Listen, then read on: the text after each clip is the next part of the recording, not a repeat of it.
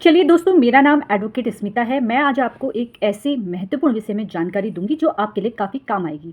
जी हाँ दोस्तों, आज मैं आपको बताऊँगी कि सीएम की गिरफ्तारी कब हो सकती है और कब नहीं हो सकती है। देखिए, सिविल प्रक्रिया संहिता की धारा 135 के तहत किसी भी मुख्यमंत्री, विधानसभा या विधान परिषद सदस्य की गिरफ्तारी में छूट दी गई है। हालाँकि ये छूट केवल सिविल मामलों में ही होती है, लेकिन क्या क्रिमिनल मामलों में गिरफ्तारी हो सकती है? देखिए, अगर किसी मुख्यमंत्री या विधानसभा सदस्य पर कोई क्रिमिनल केस होता है तो उसे गिरफ्तारी में छूट नहीं मिलती है। दूसरे शब्दों में अगर मैं आपको समझाऊं तो सीएम को क्रिमिनल केस में गिरफ्तार किया जा सकता है, सिविल केस में गिरफ्तारी नहीं हो सकती। लेकिन अगर सीएम या विधानसभा सदस्य की क्रिमिनल केस में गिरफ्तारी की जाती है तो उससे पहले जो सदन होता है वहां पर जो अध्यक्ष होते हैं वहां की उनसे मंजूरी लेनी होती है। अगर मैं आसान शब्दों में आपसे कहूं तो विधानसभा के जो अध्यक्ष होते हैं उनकी मंजूरी के बाद ही मुख्यमंत्री पर क्रिमिनल केस में गिरफ्तारी हो सकती है।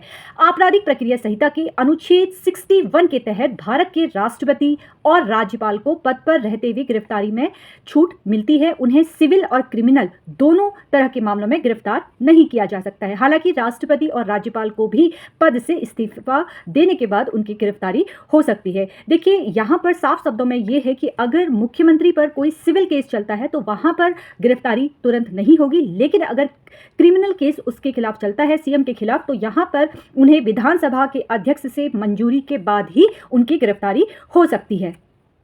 देखिए, अगर आपने आर्टिकल 361 पढ़ा होगा तो उसमें साफ तौर पर लिखा है कि भारत का जो राष्ट्रपति है और राज्य के जो राज्यपाल है अपने अधिकारों के कर्तव्य को निर्वाह करते हुए किसी काम अगर वो कोई कर रहे हैं तो उसमें कोई भी अदालत के प्रति जवाबदेही नहीं होता है। साथ ही सुप्रीम कोर्ट की दी हुई व्यवस्था के मुताबिक कैबिनेट सदस्य मुख्यमंत्री के खिलाफ अभियोजन पर विचार करते समय राज्यपाल मंत्रिपरिषद की सिफारिश के बिना स्वतंत्र तौर पर काम कर सकता है।